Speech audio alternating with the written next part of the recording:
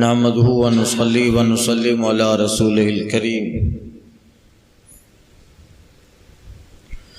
اما بعد فاعوذ بالله من الشیطان الرجیم بسم اللہ الرحمن الرحیم وَإِمَّا نُرِيَنَّكَ بَعْضَ الَّذِي نَعِدُهُمْ أَوْ نَتَوَفَّيَنَّكَ فَإِلَيْنَا مَرْجِعُهُمْ ثُمَّ اللَّهُ شَهِيدٌ عَلَى مَا يَفْعَلُونَ وَلِكُلِّ أُمَّةٍ رَسُولٌ فَإِذَا جَاءَ رَسُولُهُمْ قُضِيَ بَيْنَهُمْ بِالْقِسْطِ وَهُمْ لَا يُظْلَمُونَ۔ اگر ہم تمہیں دکھا دیں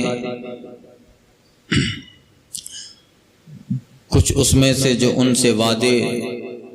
انہیں وعدے دے رہے ہیں، یا تمہیں پہلے ہی اپنے پاس بلا لیں، بہرحال انہیں ہماری طرف پلٹ کے آنا ہے، پھر اللہ گواہ ہے ان کاموں پر۔ اور ہر امت میں ایک رسول ہوا، جب ان کا رسول ان کے پاس آتا ان پر انصاف کا فیصلہ کر دیا جاتا اور ان پر ظلم نہ ہوتا۔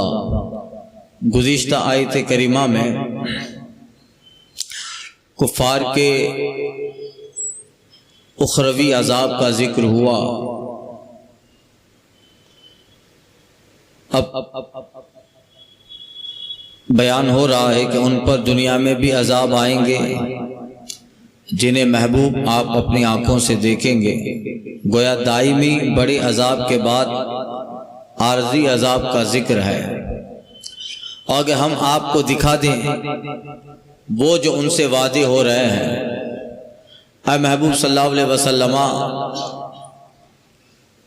کفار کے جن عذابوں کی خبر آپ کے ذریعہ دی گئی ہے، ان پہ عذاب آئیں گے دنیا میں بھی اور آخرت میں بھی۔ اگر ہم ان میں سے بعض عذاب آپ کو دکھا دیں ابھی، کہ آپ اپنی زندگی شریف میں ہی آپ کی زندگی ہی میں ان پر عذاب آ جائے، اللہ فرماتا ہے ہم یہ بھی کر سکتے ہیں۔ مطلب آیت کا یہ ہے میں اس پر بھی قادر ہوں۔ اللہ نے دنیاوی عذاب دکھایا بھی، بدر، احد، حنین، خیبر، فتح مکہ، طائف، ان جنگوں میں شکست اور ان پہ طرح طرح کی بلائیں ٹوٹی، یہ دنیاوی عذاب تھا کہ اللہ تعالیٰ نے ان موقعوں پر سرکار صلی اللہ علیہ وسلم کو کفار پہ عذاب دکھا دی کہ دیکھو یہ دنیا کا عذاب ہے، یا محبوب ہم آپ کو وفات دے دیں، آپ ظاہری دنیا سے پردہ فرما جاؤ، اور آپ کی وفات شریف کے بعد کفار پر طرح طرح کے عذاب آئے اور آپ عالم برزخ میں ان سب کا مشاہدہ کرتے رہو، عالم برزخ سے دیکھتے رہو۔ ہم اس پر بھی قادر ہیں، چونکہ صحابہ کے زمانے میں بلکہ اب قیامت تک مسلمانوں کے ہاتھوں مشرکین کو عذاب دیا جاتا رہے گا۔ وقت فوقت حضور علیہ الصلوۃ والتسلیم کی ظاہری حیات کے بعد دور صحابہ میں بے شمار جنگیں لڑی گئی اور ان میں انہیں شکست ہوئی مشرکین کو، اور دنیا کے دوسرے طرح طرح کے عذاب آئے۔ یہ سب اللہ تعالیٰ ان سب پر قادر ہے، اور اللہ تعالیٰ انہیں قیامت تک عذاب دیتا رہے گا۔ دنیا میں طرح طرح کی چیزوں سے عذاب ہوگا، آخرت کا دائمی عذاب باقی ہے۔ اللہ فرماتا ہے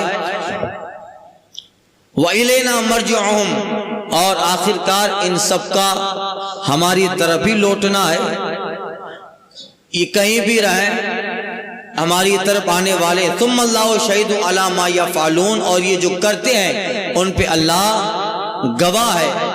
اللہ تعالیٰ ان کے ہر کام سے باخبر ہے، ہر فعل، ہر ان کے قول، ان سب سے باخبر ہے، ان سب پہ گواہ ہے۔ اور اس کی مثال دی جا رہی ہے وَلِكُلِّ أُمَّةٍ رَسُولٌ، ہر امت میں ایک رسول ہوا، آدم علیہ السلام سے لے کر حضرت عیسیٰ علیہ السلام تک انبیاء کرام آئے، ان کی امتیں آئیں، اللہ تعالیٰ ہر امت میں ایک رسول بھیجتا۔ فَإِذَا جَاءَ رَسُولٌ، جب ان کے پاس ان کا رسول آتا ان کے درمیان فیصلہ ہو جاتا۔ ایمان لے آتے تو بشارتیں، نعمت، جنت ان سب کے مستحق ہوتے ہیں، اور اگر ایمان نہ لائے، رسولوں کی تکذیب کی، ان پر کتابیں جو اتری ان کی تکذیب کی، ایمان نہ لائے تو فیصلہ دنیا ہی میں ہو گیا۔ تو شعیب علیہ السلام کی قوم پہ عذاب آیا، حضرت ہود علیہ السلام کی قوم پہ عذاب آیا، صالح علیہ السلام کی قوم پہ عذاب آیا، اور نوح علیہ السلام کی قوم طوفان نوح میں غرق ہو گئی۔ یہ سب کیا ہے؟ ان کے پاس رسول آئے اور انہوں نے رسول کو جھٹلایا، رسولوں کو جھٹلایا تو اللہ نے دنیا ہی میں عذاب دکھا دیا۔ یہ تو دنیا کا نمونہ ہے، دنیا کا عارضی عذاب تھا، آخرت کا دائمی عذاب باقی ہے۔ فیصلہ کب ہوتا تھا؟ فیصلہ اس وقت ہوتا تھا جب رسول آ جاتا۔ تو محبوب صلی اللہ علیہ وسلم آپ ان کے درمیان ہیں، اگر یہ نہیں مانتے ہیں تو پھر ان کا بھی فیصلہ ہو جائے گا، اور وہ ہوتا رہا۔ اس کی ایک کڑی بدر ہے، حنین ہے، طائف ہے، کس طرح شکست کے اور ذلت کے یہ لوگ حوالے ہوئے، اور پھر قیامت تک ذلت اور رسوائی کے حوالے ہوتے رہیں گے۔ فَإِذَا جَاءَ رَسُولُهُمْ، اور جب ان کے پاس ان کا رسول آتا ان پر فیصلہ کر دیا جاتا انصاف کے ساتھ، وَهُمْ لَا يُظْلَمُونَ، اور ان پہ ظلم نہ ہوتا۔ جس درجے کا ان کا گناہ و کفر ہوتا اللہ اس درجے کی دنیا میں ان پہ بلائیں اتارتا، اور آخرت کا دائمی عذاب یہ باقی ہے۔ اب جب یہ آیت کریمہ اتری کہ محبوب ہم ان پہ عذاب لے آئیں، آپ رہیں تو لے آئیں، اور آپ اگر اپنے ظاہری دنیا سے چلے جائیں، آپ قبر شریف میں مشاہدہ کریں، لے آئیں ہم عذاب۔ تو آیت عذاب اتری، اللہ تعالیٰ یہ کہہ رہا ہے کہ ہم قادر ہیں اس بات پر۔ تو کفر جو ہوتا ہے وہ ہمیشہ تکبر اور گھمنڈ کا حصہ ہوتا ہے۔ گھمنڈ اور تکبر اور کفر کا جو پردہ ہوتا ہے وہ دل پر اتنا دبیز ہوتا ہے کہ ان پردوں کی وجہ سے حق نہیں جاتا، الا یشاء اللہ، مگر یہ کہ اللہ چاہے۔ یہ آیت اتری کا عذاب لے آئے تو کچھ لوگ مذاق کرنے لگے، دل لگی کے طور پر، تمسخر کے طور پر رسول اللہ صلی اللہ علیہ وسلم سے کہنے لگے کہ وہ عذاب جس کے آپ کو دکھانے کا وعدہ کیا گیا ہے کہ اللہ آپ کو دکھا دے کہ وہ ہم پہ عذاب لے آ رہا ہے، تو کب آئے گا؟ وہ ہم تو انتظار کر رہے ہیں، آ جائے ہم پر، ہم تو بے چینی سے اس کے منتظر ہیں۔ ان کے جواب میں یہ آیت کریمہ اتری، وَيَقُولُونَ مَتَى هَذَا الْوَعْدُ إِن كُنتُمْ صَادِقِينَ، کہتے ہیں یہ وعدہ کب آئے گا اگر تم سچے ہو۔ پیغمبر سے کہہ رہے ہیں، حضور سے کہہ رہے ہیں کہ آپ کا رب آپ سے کہہ رہا ہے کہ ہم پہ عذاب لے آئے گا، لے آئیے۔ اور یہ پہلی بات نہیں ہے، اگلے انبیاء میں یہی ہوتا رہا۔ ان کے قوموں کے تعلق سے حضرت داؤد علیہ السلام زمانوں تک سمجھاتے رہے، قوم انہیں یہی کہتی رہی، اچھا لے آئیے۔ کب آئے گا جو آپ کہہ رہے ہو کہ آسمان سے پتھر برسے، آسمان سے عذاب آئے؟ ان قوموں میں اس طرح کے لوگ ہوئے جو انبیاء کی دعوت کو دل لگی اور مذاق کے طور پر لیتے تھے۔ حضرت داؤد علیہ السلام سے کہتے، وہ لوگ ان کے قوم میں مچھیارے تھے، میں نے اس سے پہلے پورا قصہ بیان کیا ہے، فیشر مین، ماہی گیر تھے، اور ان کو اللہ تعالیٰ نے پابندی دی تھی کہ ہفتہ کے دن شکار نہیں کرنا ہے، سنیچر کو شکار نہیں کرنا ہے، اور سنیچر کو روزہ رکھنا ہے، اور پیمانے بھی، قول و اقرار بھی کیا۔ پہلے قحط آیا تھا، کئی دنوں تک، کئی مہینوں تک، بلکہ سالوں تک قحط پڑا، سب سوکھا ہو گیا، دریا سے کچھ رزق مل نہیں رہا تھا۔ تو حضرت داؤد علیہ السلام کے پاس آ کر کہتے ہیں اب آپ کچھ کیجئے۔ پیغمبر کا در ہی وہ ہوتا ہے جہاں سے منع نہیں کیا جاتا۔ حضرت داؤد علیہ السلام نے دعا کی، قحط ختم ہوا، بارش آئی۔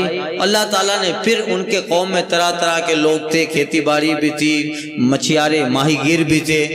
اللہ نے وہ دن وہ ختم کر دیا، اور ان کا قحط، ان کی مفلسی، غربت گئی۔ پھر سے وہ کیپیبل ہو گئے, سکشم ہو گئے. مگر کہا کہ اب اللہ تعالیٰ نے وعدہ کیا ہے, تم لوگوں نے وعدہ کیا اللہ سے کہ اگر اللہ اب نعمتیں اتارے گا تو تم اس کے دین پہ چلو گے. کہا ہم آمنا وصدقنا, ایمان لے آئے, تصدیق کرتے ہیں, ہم ایسا ہی کریں گے. تو ٹھیک ہے, تو اس کے دین میں یہ ہے کہ سنیچر کو روزہ رکھیں اور مچھلی کا شکار نہیں کرنا. اللہ کچھ دیتا ہے تو پھر کچھ لے گا نا, وہ تو بے نیاز ہے, اسے کوئی ضرورت نہیں ہے, مگر آزماتا ہے. کہ ٹھیک ہے, کچھ زمانوں تک تو صحیح چلتا رہا, پھر اب امتحان لیتا ہے اللہ تعالیٰ.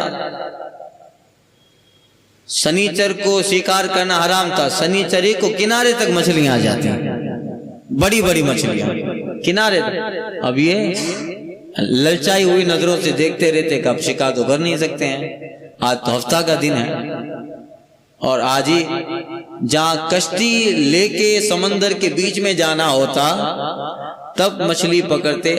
سنیچر کے دن وہ مچھلیاں ایسے ہی کنارے پہ آ جاتی ہیں, ہزاروں کی تعداد میں. جب وکرو کرنا ہے تو پھر طرح طرح کے منصوبے. کا سنیچر کے دن شکار منع ہے نا, یا مچھلی نہیں پکڑ سکتے. ایسا کرو, جب سنیچر کے دن مچھلی آتی ہے تو جمعہ کے دن ہی جب وہ کام ختم کرتے تو جہاں سمندر کا کنارہ تھا وہاں سے ایک بہت بڑی نہر بناتے اپنے اپنے مکان پہ, اور بہت بڑا گڑھا کھودتے, اور سمندر کا جو حصہ تھا جہاں مچھلیاں آتی وہاں سے لے کر دور تک بہت بڑا گڑھا بناتے, پانی روک لیتے. سنیچر کو مچھلیاں آنے والی ہیں تو کیا کرتے, جمعہ کے دن جب سنیچر شروع ہونے والا ہے تو اس کا جو دروازہ ہوتا دروازے کو کھول دیتے. تو سنیچر کو مچھلی آتی تو پانی کے ساتھ مچھلی بھی نہر کی طرف ان کے گڑھے میں آ جاتی, بہت مچھلیاں ہوتی. اور جب سنیچر ختم ہوتا, جیسے رویوار اتوار شروع ہوتا تو وہ بند کر دیتے. اب جو آئی وہ آ گئی, کام نے سنیچر کو تو کچھ کیا ہی نہیں, ہم نے سنیچر کو تو کچھ نہیں کیا, جمعہ کے دن لگایا تھا اس کو اور اتوار کے دن بند کیا.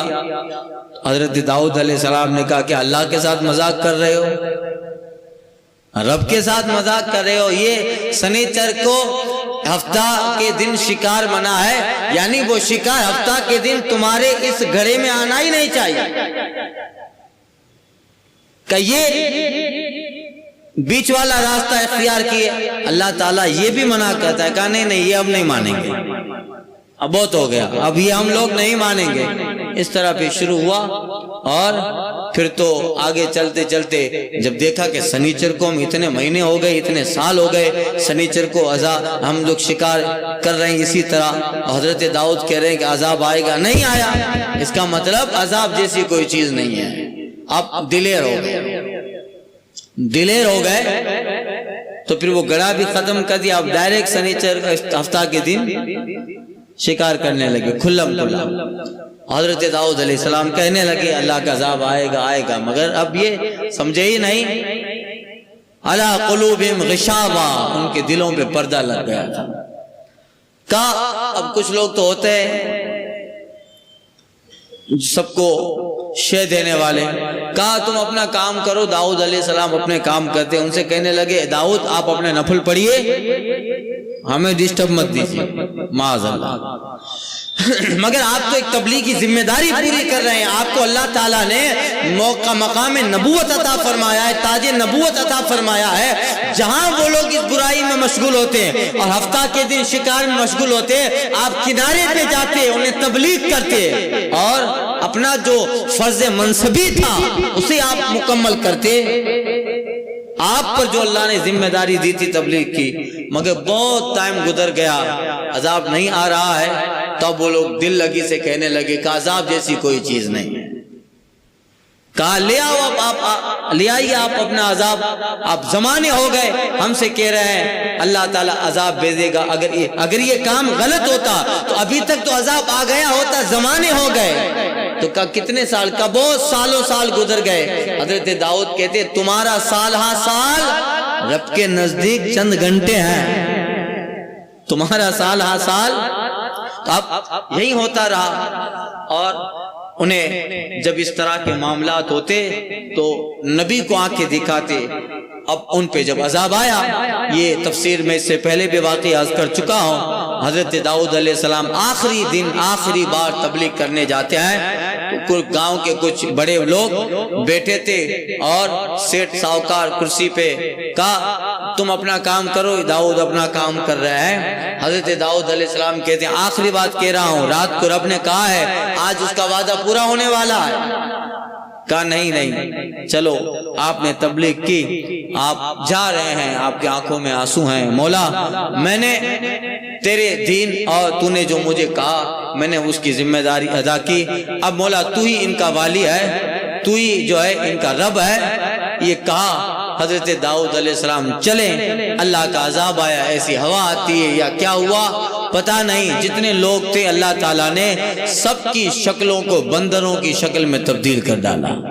وہ تو دماغ میں یہ سمجھ رہے تھے کہ عذاب صرف آسمان سے پتھر کی شکل میں آ سکتا ہے، عذاب صرف آسمان سے آگ کی شکل میں آتا ہے، عذاب کی کئی سچویشن ہے۔ حضرت داؤد علیہ السلام چل دیے، اللہ تعالیٰ کا عذاب آیا، وہ سب کے سب انسانوں سے جانوروں کی شکل میں تبدیل کر دیے گئے۔ اللہ فرماتا ہے وَلَقَدْ عَلِمْتُمُ الَّذِينَ اعْتَدُوا مِنْكُمْ فِي السَّبْتِ فَقُلْنَا لَهُمْ كُونُوا قِرْدَةً خَاسِئِينَ، اور تمہیں معلوم ہے وہ لوگ جنہوں نے ہفتہ میں سرکشی کی، ہفتہ کے دن جنہوں نے سرکشی کی، فَقُلْنَا لَهُمْ، ہم نے ان سے کہا كُونُوا قِرْدَةً خَاسِئِينَ، بن جاؤ بھٹکارے ہوئے پھٹکارے ہوئے بندر، تو ہم نے انہیں بندر بنا دیا۔ اللہ نے واقعہ رکھا عبرت کے لیے، ان لوگوں کی نصیحت کے لیے، جعلناها موعظة للمتقین، اللہ فرماتے ہم نے اسے متقیوں کے لیے نصیحت بنایا۔ اور اللہ تبارک و تعالی نکالا بیما بین یدیہا وما خلفہا وموعظة للمتقین، اگلے پچھلوں کے لیے عبرت بنا کے رکھ دیا، اور نصیحت پکڑنے والوں کے لیے اسے نصیحت بنا کے رکھ دیا۔ تو یہی ہے، انبیاء سے ان کی قوم کے لوگ آ کر کہتے تھے لیا وہ وعدہ جس کا کہہ رہے ہو، مگر اللہ کے نزدیک ہر وعدہ ایک وقت پہ مقرر، وقت آتا ہے اس وقت پہ وہ وعدہ آتا ہے۔ ایسا نہیں کہ تم کہو تم تو جلدی کر رہے ہو، تمہارے پاس عقل نہیں ہے، رب کے نزدیک سب چیز اندازے سے لکھی ہوئی ہے۔ وَإِمَّا، اللہ فرماتا ہے، اور محبوب یہ کہتے ہیں وَيَقُولُونَ مَتَى هَذَا الْوَعْدُ إِن كُنتُمْ صَادِقِينَ، اور کہتے ہیں یہ وعدہ کب آئے گا اگر تم سچے ہو۔ قل، آپ کہہ دو لا املک لنفسی ضرا ولا نفعا الا ما شاء اللہ، تم فرماؤ میں اپنی جان کے برے بھلے کا ذاتی طور پہ اختیار نہیں رکھتا مگر جو اللہ چاہے۔ مجھے اللہ تعالیٰ نے جو اختیار دیا ہے انہیں اختیار کا میں مالک ہوں، ذاتی طور پہ نہیں، میرے پاس جو اختیار ہے وہ سب عطائی ہے، اللہ کی طرف سے ہے۔ اور جو ہے لِكُلِّ أُمَّةٍ اجل، سنو ہر جماعت، ہر امت، ہر گروہ کا ایک وعدہ ہے، ہر امت کا ایک وعدہ ہوتا ہے۔ اذا جاء اجلهم، جب وہ وعدہ آ جاتا ہے، لا يستخرون ساعة ولا يستقدمون، تو وہ وعدہ اللہ کا نہ ایک گھڑی پیچھے ہٹے نہ ایک گھڑی آگے بڑھے۔ جب وعدہ آ جائے، اب وہ وعدہ عذاب کا ہو، وعدہ موت کا ہو، وعدہ جو ہے قہر الہی کا ہو، یا وہ وعدہ کسی بھی شکل میں ہو، اللہ نے جو وعدہ لکھ دیا ہے وہ وعدہ جس قوم کے پاس آ جاتا ہے، ہر قوم پہ ایک وعدہ ہے، وہ ہر امت کے لیے ایک وعدہ ہے۔ اور وہ رب کا وعدہ آ جائے، چاہے وہ عذاب والا وعدہ ہو چاہے وہ موت والا وعدہ ہو، وہ جب آتا ہے اپنے مقررہ وقت پہ ایک گھڑی نہ پیچھے رہے ایک گھڑی نہ آگے رہے، وقت پہ وعدہ رب العالمین آ جاتا ہے۔ اکثر یہ آیت کریمہ ہمارے خطبہ جو ہے تعزیت کی مجلس میں اس کو تلاوت کرتے ہیں، ایک یہ آیت اور ایک کل نفس ذائقۃ الموت، ہر جاندار کو موت کا مزہ چکھنا ہے۔ اور یہ اذا جاء اجلهم، جب ان کی اجل آ جائے، موت آ جائے، تو وہ چونکہ اجل کا معنی ہوتا ہے وعدہ، اور موت بھی وعدہ ہی ہے کہ ایک دن آنی ہے، موت بھی اللہ کا وعدہ ہے کہ ایک دن، اور یہ اٹل وعدہ ہے، تدبیریں اس میں کام نہیں آتی ہیں۔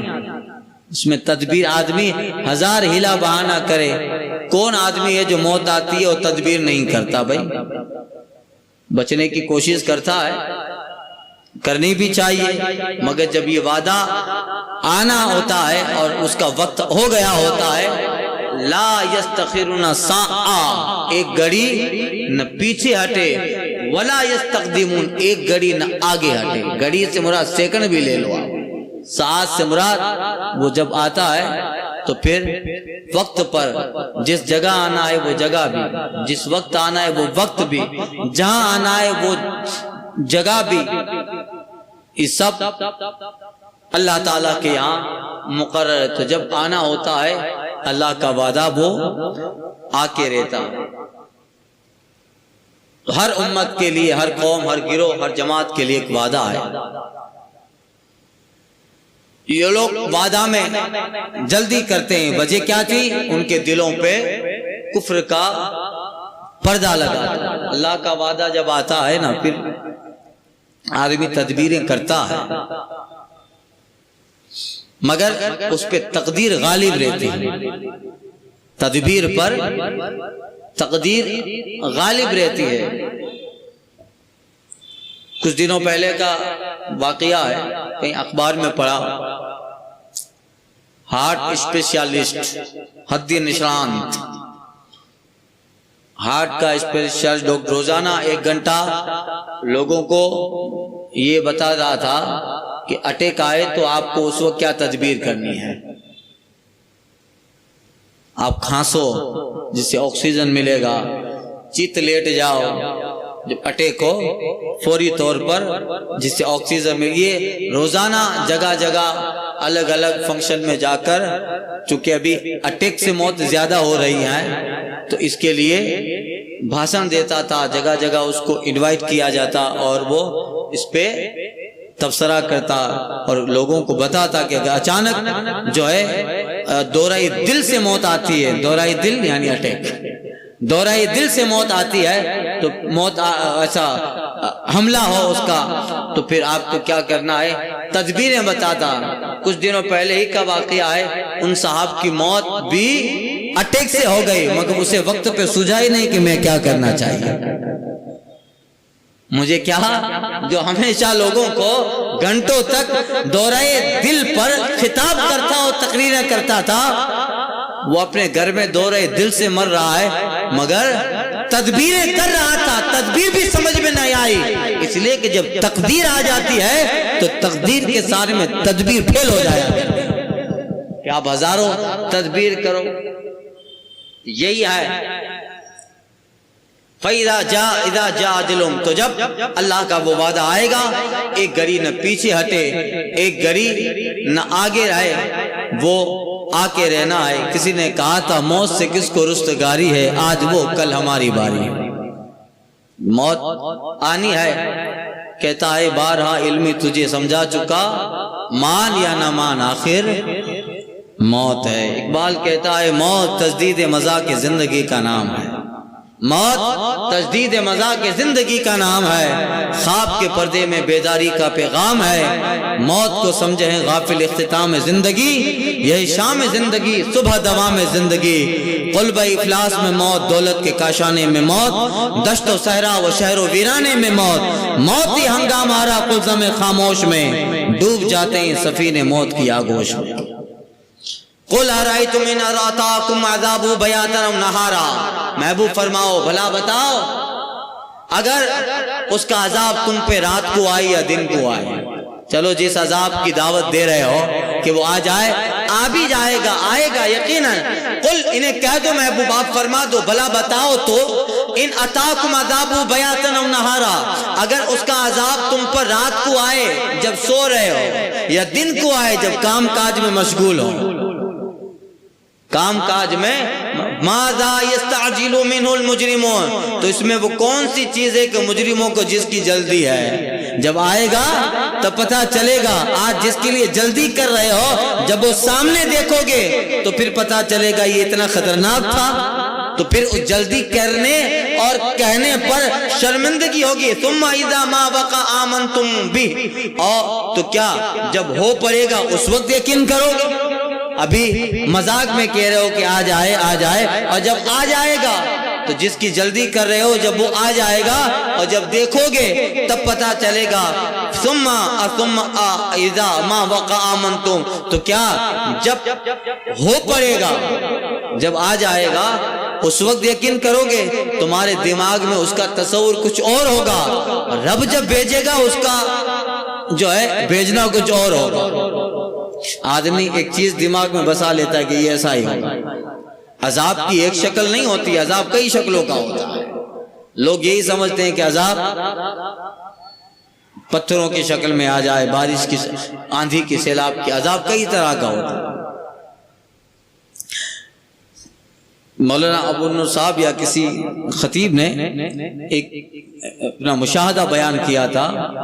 ایک صاحب وہ جو ہے مولانا تھے، عالم دین تھے۔ اب ایمان دیکھیے کتنی بڑی چیز ہے، ہمیشہ پڑھتے رہتے ہیں سب ایمان کے تعلق سے۔ تو کبھی کبھی وہ یہ کہتا تھا اپنی بیوی سے جنابت یا رات کو غسل ضروری ہو جاتا، تو چونکہ ہمیں ہے کہ فجر سے پہلے غسل کرنا واجب ہے، غسل واجب ہو جائے تو صبح اٹھ کر غسل کرنا، تو وہ کبھی کبھی کہتا تھا کہ کیا اسلام میں یہ صبح اٹھ کے غسل کرنا پھر نماز پڑھانا، عیسائیوں کیا کتنا اچھا ہے، غسل ہے ہی نہیں یہ۔ تو کبھی کبھی وہ سستی کرتا تو بغیر وضو کے بھی نماز پڑھا دیتا۔ شروع میں تو ڈرا، اب سستی تھی، کاہلی تھی، بغیر وضو کے مصلی پہ نماز پڑھا دی، کچھ ہوا نہیں۔ کئی مرتبہ کچھ نہیں ہوتا، تو ابھی تک تو پڑھ رہے تھے کہ اگر یہ چیزیں ہوں تو اللہ کا عذاب آئے گا، بندہ عذاب میں گرفتار ہوگا۔ تو کئی دنوں سے، کئی مہینے ہو گئے، موقع رہتا ہے وضو نہیں کرتا، اور کبھی کبھی تو ایسا ہوا کہ جنابت کی حالت میں ہی نماز پڑھا دیتا، معاذ اللہ۔ تو پھر آگے چل کے اسے یہ خیال آیا کہ نہیں تو عذاب آئے گا، یہ گناہ کرو وہ گناہ کرو عذاب آئے گا، یہ تو خیالی چیزیں ہیں، یہ اتنا بڑا گناہ کر رہا ہوں شریعت میں پھر بھی مجھ پہ کچھ نہیں ہوا۔ تو اس کو تردد ہو گیا، شک ہو گیا اسلام کے قانون میں۔ آگے چل کر پھر اسلام چھوڑ کر عیسائیت کا مذہب اختیار کر لیا، صلیبی ہو گیا۔ ایک دن کہیں سفر کر رہا تھا تو ہوائی جہاز میں مولانا صاحب بھی اس کے ساتھ بیٹھے تھے، ان سے کہا، باتیں ہونے لگی تو اسی پہ گفتگو ہونے لگی، تو وہ کہنے لگا کہ حضور یہ سب باتیں خیالی ہے، کچھ نہیں ہوتا، میں خود ان کاموں سے گزرا، عالم دین تھا، اور میرا پورا اپنا واقعہ سنایا، کہا یہ کام مجھ سے بڑے بڑے ہوئے، ابھی تک تو کوئی عذاب نہیں آیا، تو میرے دل میں خیال آیا کہ یہ عذاب جیسی کوئی شکل چیز نہیں ہے، اور پھر مجھے اچھا لگا تو میں نے عیسائیوں کا مذہب اختیار کر لیا جس میں وضو نہیں ہے، غسل نہیں ہے۔ وہ عالم دین کہتے ہیں، میاں تم یہ سمجھ رہے تھے کہ عذاب آسمان سے پتھر کی شکل میں ہی ہوتا ہے، عذاب آپ کی شکل میں ہوتا ہے؟ ارے اللہ نے اپنا پاک دین تیرے سینے سے نکال کر کفر و عیسائیت داخل کر دی، اس سے بڑا عذاب کیا ہوگا؟ اس سے بڑا عذاب کیا ہوگا کہ اللہ نے پاک دین تجھ سے لے لیا، یہی عذاب ہے۔ اللہ نے اپنا مذہب اسلام تجھ سے لے لیا، کلمہ طیبہ کی برکتیں تجھ سے لے لی، اور تو مذہب عیسائیت میں آ گیا، کافر بن گیا۔ اس سے بڑھ کر عذاب کیا ہوگا؟ عذاب پتھروں کی شکل میں آئے یہ ضروری نہیں ہے، عذاب ان شکلوں میں بھی آتا ہے، عذاب ان شکلوں میں بھی آتا ہے، اور جب وہ آئے تو پھر نہ ایک لمحہ آگے پیچھے ہو، اللہ کے وقت پہ آ جائے۔ تب دیکھو یہ لوگ کہتے تھے تم بھرماؤ اے محبوب، یہ لوگ یہ کہتے ہیں، آپ فرما دے بھلا بتاؤ، ان اتاکم عذاب بیاتن و نہارا، اگر اس کا عذاب تم پہ رات کو آئے یا دن میں جب سو رہے ہو، جیسے اگلے قوموں میں ہوتا تھا، فجعلنا سافلہا عالیہا، ہم نے اس کے نیچلے حصے کو اوپر کر دیا، پوری پوری بستی فرشتے لے کے آسمان پہ لے کے نیچے پلٹ دیتے، اور صبح اٹھتے تو ایسا لگتا جیسے اس بستی میں کوئی تھا ہی نہیں، کچھ تھا ہی نہیں، بالکل چوپٹ ہو جاتی، فی دارہم جاثمین، صبح اپنے گھروں میں اوندھے پڑے ہو، اس طرح عذاب آتا، یا اپنے کام کاج میں مشغول ہوتے، اچانک آندھی آتی اور اڑا کے لے جاتی، نام و نشان اتحاد سے مٹا دیا جاتا۔ ماذا یستعجل من المجرمون، تو محبوب کہو اس میں کون سی چیز ہے کہ مجرم جس کی جلدی کر رہے ہیں۔ اثم اذا ما وقع منتم، تو کیا جب وہ آنکھوں سے دیکھ لو گے اور آنکھوں کے سامنے آئے گا، جب ہو پڑے تب اس کا یقین کرو گے؟ آل آن، اور جب تمہارے پاس وہ آ جائے تب پتا چلے گا ارے اتنا خطرناک ہے۔ آل آن وقت کنتم بھی تستعجلون، اب مانتے ہو، اس سے پہلے تو بڑی جلدی کر رہے تھے۔ آل آن، اب مان رہے ہو۔ جب دیکھا عذاب کو، اچھا اب دیکھا حضرت موسیٰ علیہ السلام کا بہت مذاق اڑایا اور ان کے دین کا مذاق اڑایا، مگر جب ڈور رہا ہے فرعون، اب ہاتھ اونچا کر کے کہہ رہے ہیں آمنت برب موسیٰ وہارون، آمنت برب موسیٰ۔ اللہ فرماتا ہے الآن آمنت، ابھی مان لانا، قد عصیت من قبل، اور پہلے نافرمان تھا، اب کیا مطلب؟ وقت پہ کافی ہے قطرہ آب خوش انگام کا، جل گیا کھیت پہ برسا می تو کس کام کا؟ اگر وقت پہ ہوتا تو ہوتا۔ الآن، اب جب اب مانتے ہو، وقت کنتم بھی تستعجلون، اور اس کی پہلے تو بہت جلدی مچا رہے تھے۔ ثم قیل للذین ظلموا ذوقوا عذاب الخلد، پھر ظالموں سے کہا جائے گا بس اب جس کی جلدی تھی وہ آ گیا، ذوقوا عذاب الخلد، اب چکھو ہمیشہ کا عذاب۔ یہاں سے اٹھے اور وہاں گئے، چکھو عذاب الخلد، ہمیشہ کا عذاب۔ هل تجزون الا بما کنتم تکسبون، تمہیں کچھ اور بدلہ نہ ملے گا مگر وہیں جو یہاں سے کما کے گئے ہو، یہاں سے کمایا، یہ سب تمہارے ہاتھوں کی کمائی ہے اور وہی ہے جس کا تمہیں وہاں ملنا ہے۔ ولا تظلمون، اور تم ظلم نہیں ہوگا تم پر کہ زیادہ عذاب ملے، جتنا تمہارا کفر و گناہ ہے اس کے مطابق اللہ تعالیٰ تمہیں ضرور عذاب دیکھا، اور چونکہ کفر پہ مرے عذاب الخلد، اب دائمی کا عذاب چکھو، اور ویسا خطرناک ہے یہ چکھنا۔ یہی ہے کہ دنیا میں جو عذاب کی ابتدا ہو رہی ہے چکھنا ہے، کھانا تو وہ جہنم میں ہے۔ جب چکھنا اتنا خطرناک ہے تو پھر کھانا کتنا خطرناک ہوگا، یہ ان کا حال ہے۔ آگے جو ہے ایک آدمی ہوئی بن اخطب خیبر سے آیا تھا حضور کے بعد اور کہا حضور کی جو آپ بتا رہے ہیں قیامت آئے گی، یہ سب چیزیں حق ہے کیا؟ یہ ہونے والا ہے؟ حضور کہتے کیوں نہیں ہونے والا ہے؟ اور اللہ نے حضور کا قول نقل فرمایا، حضور فرماتے ہاں بے شک رب کی قسم ہی ہونے والا ہے۔ حی بن اخطب خیبر سے آیا تھا اور جنگ خیبر ہوئی، پھر ان کی صاحبزادی، اس کی صاحبزادی صفیہ بن حی پھر خیبر میں باندی بنائی گئی، پھر حضور نے ان کو آزاد کیا، پھر حضور نے ان سے نکاح بھی کیا۔ حضرت صفیہ ام المومنین ہوئی۔ انشاءاللہ کل کے درس میں عرض کرتا ہوں۔ الفاتحہ۔